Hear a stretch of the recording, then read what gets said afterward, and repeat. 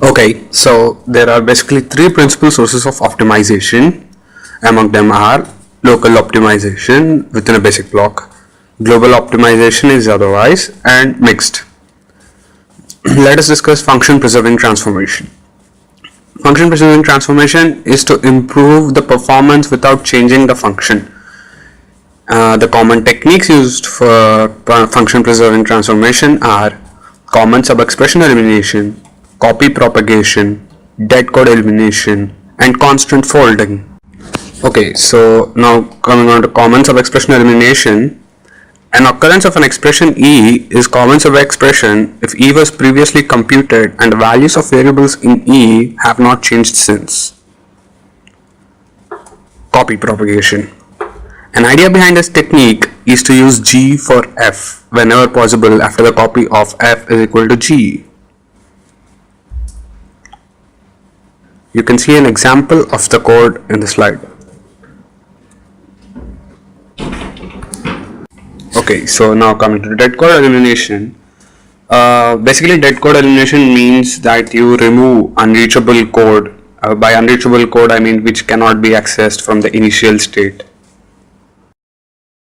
Okay, so now coming back to loop optimizations, there are three important techniques: code motion, induction variable elimination, and reduction in strength. Code motion. Move code outside the loop since there are potential many iterations. Look for expressions that yield the same result independent of the iterations. You can see an example of that in the slide. Okay, so let's discuss now induction variable elimination and reduction in strength. So we have to look for induction variables for strength reductions. Taking an example, a pattern of changes in a lock step, and an example of this can be seen in the slide. There are other optimizations such as optimizations for basic blocks, reducible flow graph, global data flow analysis, machine independent optimizations, but we will not be discussing those topics in this video.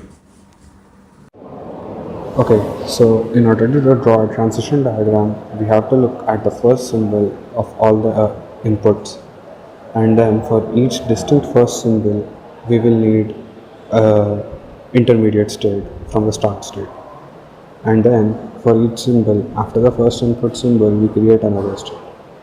If this has fulfilled all the inputs, then we have the final states.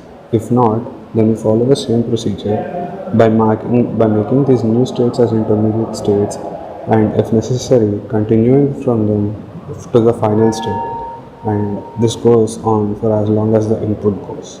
This is the transition diagram.